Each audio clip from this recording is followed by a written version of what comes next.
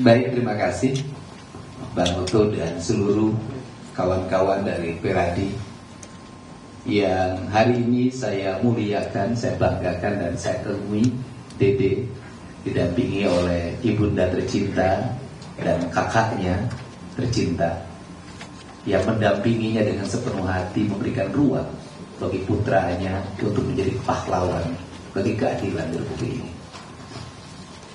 Air mata saya tidak pernah berhenti. Kenapa? Yang pertama adalah yang dipenjara seumur hidup itu kuli bangunan, rakyat kecil, strata hidup yang sosial yang paling rendah di Indonesia dari sisi pendapat. Yang dibuat untuk memberikan kesaksian palsunya juga kuli bangunan, rakyat kecil juga. Saya dari tadi bertanya besar, kenapa yang dipenjarakan orang tidak berdosa, yang mempenjarakan jadi saksi palsunya adalah orang tidak berdosa? Kenapa rakyat kecil selalu jadi korban dalam setiap kepentingan perorangan? Pasti ada pertanyaan besar. Kenapa mereka tidak bersaksi? Kenapa mereka 8 tahun bungkam? Problemnya itu hanya 2 setelah saya telusuri. Yang pertama adalah mereka punya rasa takut yang tinggi karena tidak adanya pendampingan hukum bagi mereka. Mereka merasa kalau muncul siapa yang akan jadi pembelanya, harus bayar dari mana uangnya. Yang kedua, mereka juga rasa takut apabila berurusan dengan hukum, berurusan dengan penegakan hukum. Mereka kehabisan waktu untuk memberikan kesaksian di berita acara. Mereka kehabisan waktu untuk menjadi saksi di pengadilan. Waktu itu bagi mereka adalah uang untuk beli beras. Waktu mereka adalah uang untuk beli token listrik. Waktu adalah mereka uang untuk bayar anak-anak sekolah mereka. Dan waktu adalah uang untuk kehidupan mereka dalam setiap hari. Perjalanan ini Bang Oto bukan hanya perjalanan hukum material. Saya memandang dari tadi ini adalah perjalanan spiritual saya. Mungkin beda orang memahami spiritual. Spiritual apa yang saya dalami? Yang pertama, kenapa saya menangis? Saya itu bertanya dalam setiap hari, ya Allah, kenapa saya harus berpisah dengan anak saya? Saya harus berpisah dengan keluarga saya. Hari ini Allah menjawab, kamu berpisah dengan anak-anak kamu biar kamu sendiri dan punya waktu untuk menghabiskan waktumu untuk sebuah penelusuran peristiwa yang pada akhirnya 3 bulan berakhir hari. Mungkin kalau hari ini saya duduk dalam sebuah keluarga, tiap hari pergi ke mall, jalan-jalan, saya tidak akan menemukan kasus dan saya tidak akan turun. Saya menikmati hidup dalam sebuah keluarga. Yang kedua, kasus ini adalah peristiwa seorang ibu. Saya orang yang sangat mencintai ibu saya, dan ibu saya selalu hadir dalam kehidupan saya. Sehingga saya memahami betul bahwa seorang ibu memiliki rasa yang sangat kuat. Hatinya menembus langit yang tidak bisa dihalangi oleh siapapun. Maka investigasi kalau dikatakan, atau wawancara yang saya lakukan, atau penelusuran yang saya lakukan, saya selalu menjumpai ibunya. Saya menjumpai ibunya Eka. Saya menjumpai kakaknya Supri yang itu juga pengganti ibu. Saya menjumpai ibunya Peggy. Saya yakin betul bahwa kemurnian hati seorang ibu itu akan membukakan pintu langit kesadaran manusia. Dari ucapan-ucapan ibu, dari tangisan-tangisan ibu, dari doa-doa ibu dan dari air mata ibu, akhirnya tergerak ibu yang jadi kakaknya dan ibu yang menjadi ibunya Dede. Lahirlah sebuah motivasi di mana Dede harus berkata jujur. Dan hari ini Dede berkata jujur. Saya di Republik ini baru mendengar sekali ucapan seorang manusia yang patriotik, tidak berpendidikan tinggi, hanya kuli bangunan, tidak pernah mengikuti pendidikan-pendidikan nasionalisme seperti para pejabat seperti saya.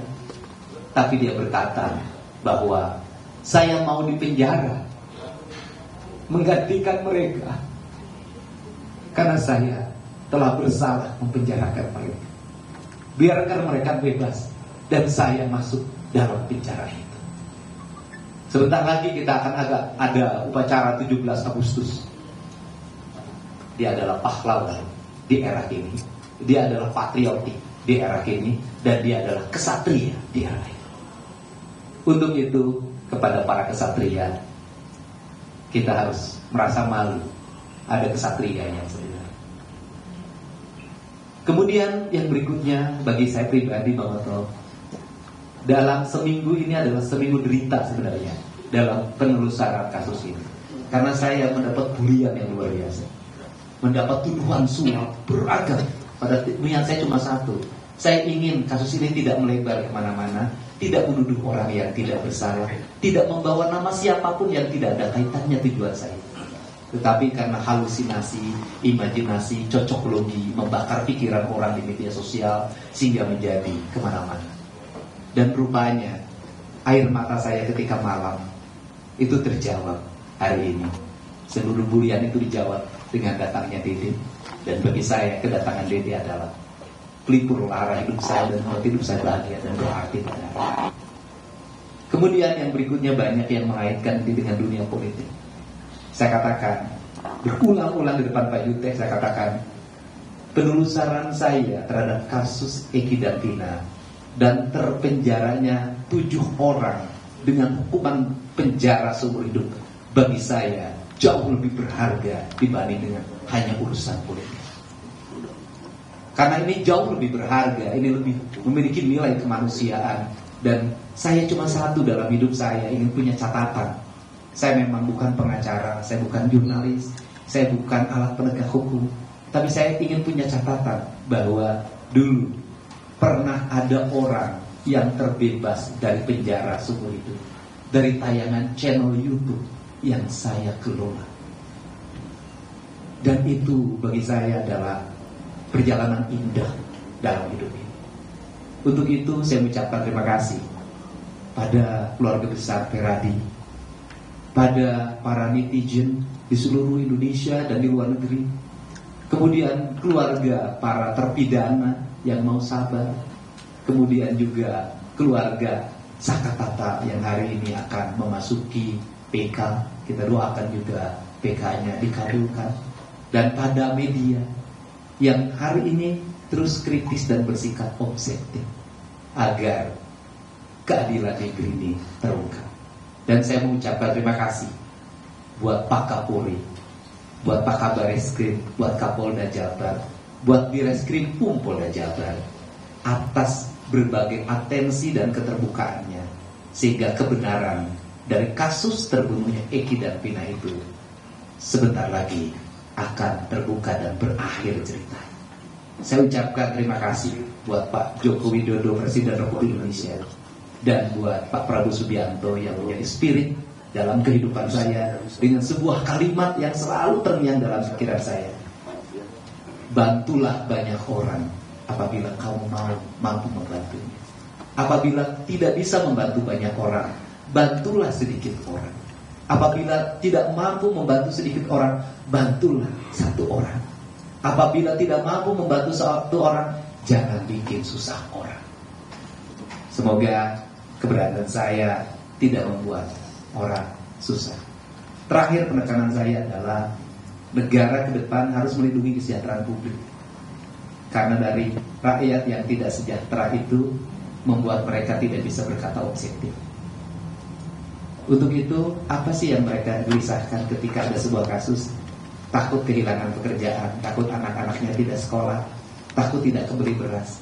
Ketika kita tampil untuk menjamin berasnya, menjamin ongkosnya, menjamin kehidupan anak-anaknya, mereka pada akhirnya akan bicara yang sebenarnya. Itulah bedanya rakyat kecil dengan kita yang besar. Kalau yang besar sudah cukup, juga tetap tidak jujur. Itu saja, saya ucapkan terima kasih untuk semuanya. Semoga peristiwa ini adalah menjadi peristiwa catatan penting dalam hidup kita dan sejarah hukum Indonesia. Semoga peristiwa Pina dan Eki dan terpidana 8 orang tanpa kesalahan yang memadai itu adalah peristiwa yang terakhir dalam kehidupan hukum Indonesia. Saya ucapkan terima kasih. Terima kasih Kang Deddy. Ada teman yang mau sampaikan?